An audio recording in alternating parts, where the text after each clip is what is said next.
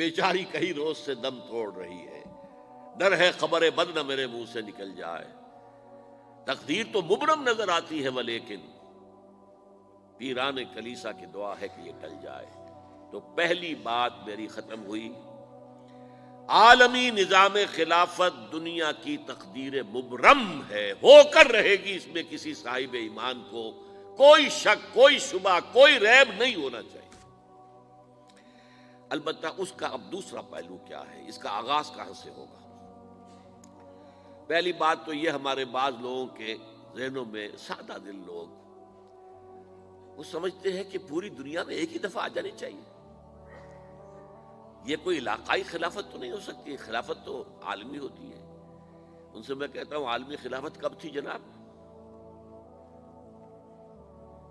یہ تو نہ خلافت راشدہ میں عالمی تھی، کیا ہندوستان شامل تھا اس میں؟ کیا چین شامل تھا؟ کیا یورپ شامل تھا؟ اور پھر جو خلافت کے نام سے جو ملوکیت چلی ہے وہ بھی صرف آپ دور بنو امیہ میں کہہ سکتے ہیں کہ وہ پورا عالم اسلام کم سے کم اس کے تحت تھا۔ بعد میں خلافت عباس، بنو عباس میں، اور فاطمیین کی خلافت میں، اور آل عثمان جو ہیں آٹومان ٹرکس کی خلافت میں ٹکڑے تھے، حصے بکھرے تھے، کوئی مانتا تھا کوئی نہیں مانتا تھا۔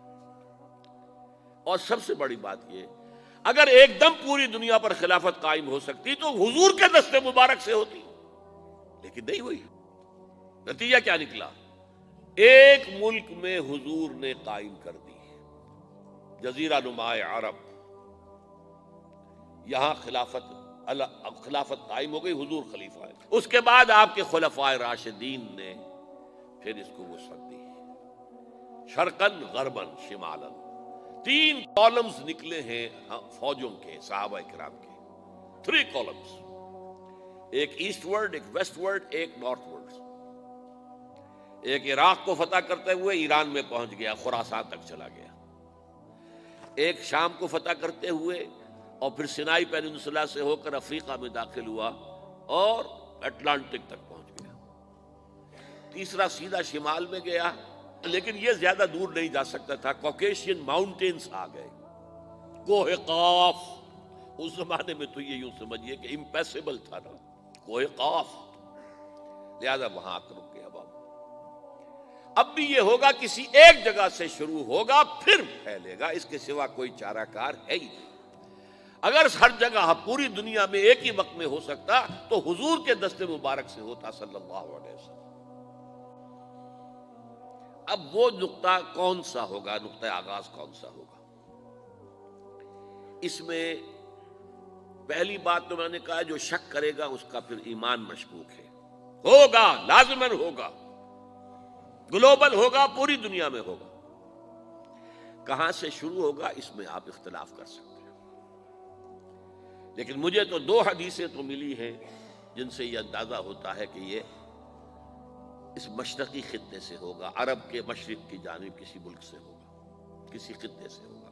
وہ حدیثیں بھی اب آپ پڑھ لیجیے پہلے، پھر میں کہہ رہا ہوں یہ خزانہ ہے جو ہم نے آپ کی خدمت میں پیش کیا ہے، کاش کہ آپ اس کی قدر کر سکیں، یہ حدیثیں آپ کو ازبر ہو جائیں، یاد ہو جائیں، لوح قلب پر نقش ہو جائیں۔ ہندوستان اور خراسان یعنی موجودہ افغانستان کا ذکر ابن ماجہ کی روایت ہے، عن عبداللہ ابن الحارث رضی اللہ تعالی عنہ قال رسول اللہ صلی اللہ علیہ وسلم یخرج ناس من المشرق یوطئون للمہدی یعنی سلطانہ، یعنی سلطانہ، دونوں طرح سے پڑھ سکتے ہیں۔ حضرت عبداللہ ابن حارث فرماتے ہیں رضی اللہ تعالی عنہ کہ حضور نے ارشاد فرمایا، مشرق کی طرف سے وہ فوجیں نکلیں گی، لوگ آئیں گے جو عرب میں مہدی کی حکومت قائم کریں گے۔ یہ مہدی کون ہوں گے اس کا ذکر میں ذرا بعد میں کروں گا، لیکن نوٹ کر لیجئے کہ مہدی سے پہلے لازماً کسی مشرقی علاقے کے اندر وہ نظام قائم ہو چکے گا، تب وہاں سے فوجیں آئیں گی نا۔ یہ مشرق کون سا ہے؟ عرب کے مشرق میں آپ چلیے، ایران بھی آ جائے گا، افغانستان بھی ہے، پاکستان بھی ہے، اور اگر اسے اور توسیع دیں تو ہندوستان بھی ہے۔ یہ ہے عرب کا مشرق، اس سے فوجیں جائیں گی۔ اس کا کیا مطلب ہے کہ اس میں سے کسی جگہ پر نظام خلافت پہلے قائم ہو جائے گا، تاکہ وہاں سے فوجیں جائیں گی جو جزیرہ نما عرب میں حضرت مہدی کی حکومت کو قائم کریں گی۔ اب دوسری حدیث سنیے، یہ سنن ابن ماجہ کی حدیث تھی جو میں نے آپ کو سنائی، آپ نے پڑھی۔ دوسری، عن ابی ہریرہ رضی اللہ تعالی عنہ، یہ ترمذی شریف کی روایت ہے، قال قال رسول اللہ صلی اللہ علیہ وسلم یخرج من خراسان رایات سود لا يردها شیء حتی تنصب بإیلیا، خراسان کے علاقے سے سیاہ جھنڈے لے کر فوجیں آئیں گی، ان کا رخ کوئی موڑ نہیں سکے گا، ان کو پیچھے پھیر نہیں سکیں گے کوئی بھی، یہاں تک کہ وہ یروشلم میں جا کر جھنڈے نصب کر دیں گے۔ ایلیا حضور کے زمانے میں یروشلم کو کہتے تھے۔